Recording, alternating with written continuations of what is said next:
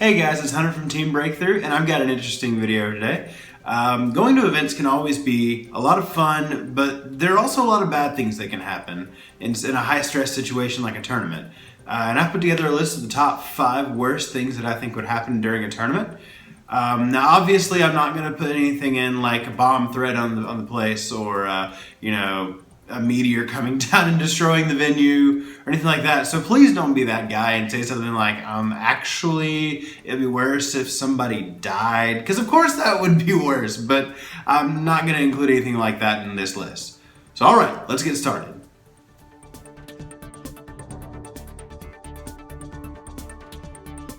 Number 5, going into time. Now, going into time is definitely one of the most stressful things that can happen in a tournament setting, especially when you don't see it coming. There is no worse feeling, I don't think, than going into time and realizing that your life points are lower than your opponents, and you know they're going to stall you out and beat you because you just weren't prepared to go into time. Now, yes, in a higher level event, they're going to keep the time posted. But if you're at a local or something, then that's not always going to happen. Not all judges give you a warning or like a 5-minute warning or anything. And it can be one of the worst feelings in the world to hear Yu-Gi-Oh players time in the round and you're in not a very good place. So that's number 5.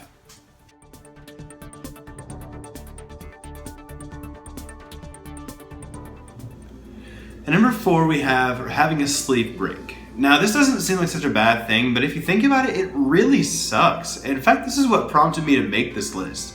I was at a tournament, and I was shuffling. This was between rounds, so it wasn't like a huge deal, but like this happened right here. If you've ever had this happen, you know how annoying it can be because like then you have to buy new sleeves or find someone that has the same sleeves as you, and it's just a huge hassle. And like, imagine you're at a tournament, like you're at a regional, and we're gonna assume this is between rounds right now.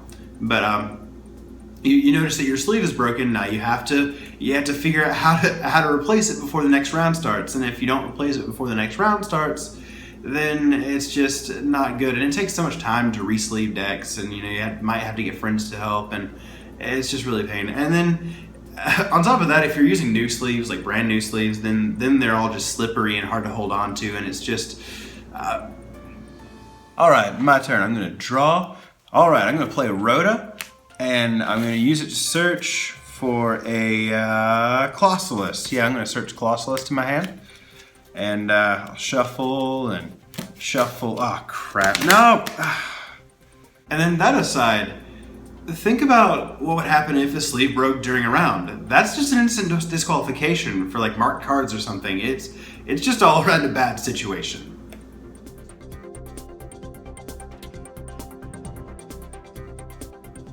To me, about the third worst thing about going to a tournament is playing against that one guy that's playing a troll deck or a solitaire deck. Now, when I say solitaire, I don't mean something like Necros or Ritual Beasts or anything that just generally takes long turns. I'm talking about something like Chicken Race FTK or basically anything Exodia, or even decks like Reversal Quiz or Chainburn, where you're basically not doing anything. They're playing against themselves, basically. They're really annoying to play against because a lot of the time it just seems like you don't matter. It doesn't matter what you do. They're just going to keep doing their thing regardless of whatever you put in front of them. Now, solitaire decks like Chicken Race and Exodia typically take one long turn and kill you before you get a chance to do anything.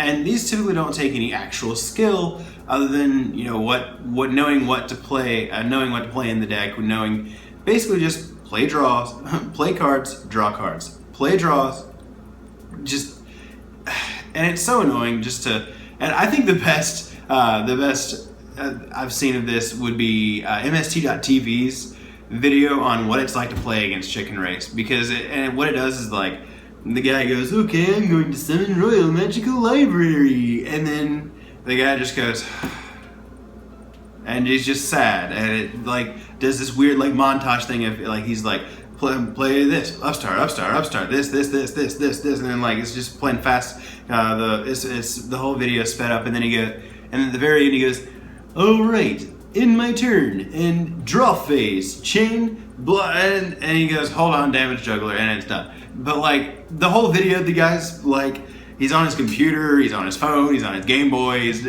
like, sorry, DS. I love my DS, and it's, I know some people get really fanboy about DS versus just, it's not a Game Boy, Mom. It's not called Pokemans. Anyway, but the worst part about playing against these is just, they're so boring to play against. Just because you feel like you could be doing something so much better with your time, and it's just annoying. So yeah, that's why it's at number 3.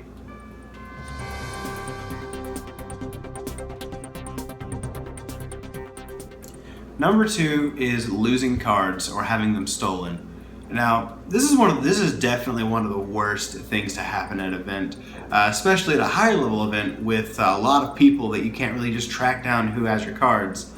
Now, losing a deck is one thing, but if someone makes off with a binder, that's a lot of money. That can be a lot of money that you're just never going to see again. And this has actually happened to me before. I was at an event, and I left a binder with a friend, and he didn't realize I was leaving it with him.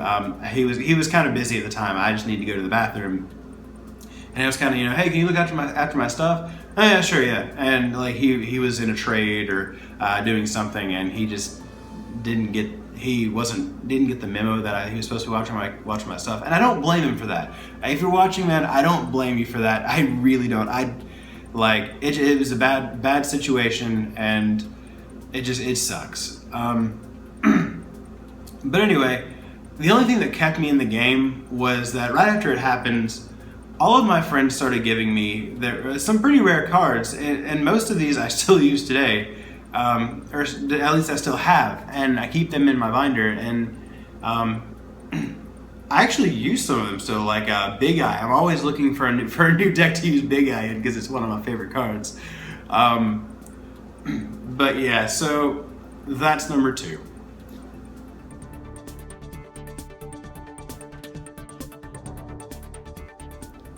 Alright, now number 1.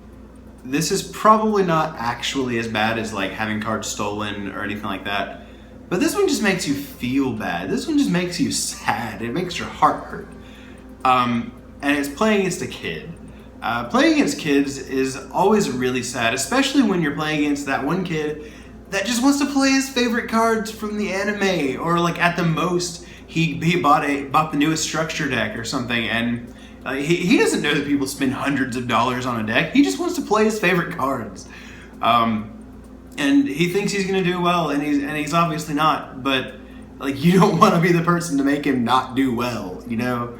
And it's always depressing because you don't want to demolish them, but it's just too easy sometimes. And they never know how to even make the basic plays with their decks that they probably didn't put any thought into, other than, I like these cards, I'm going to use them.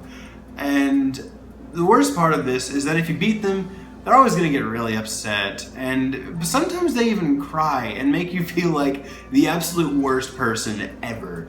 And but you can't let them win.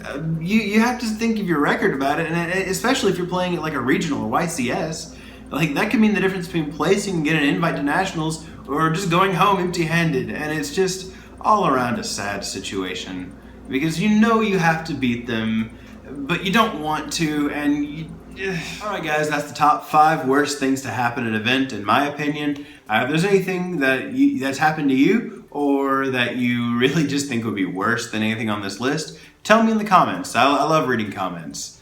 And yeah, that's the video, guys. Hope you liked it.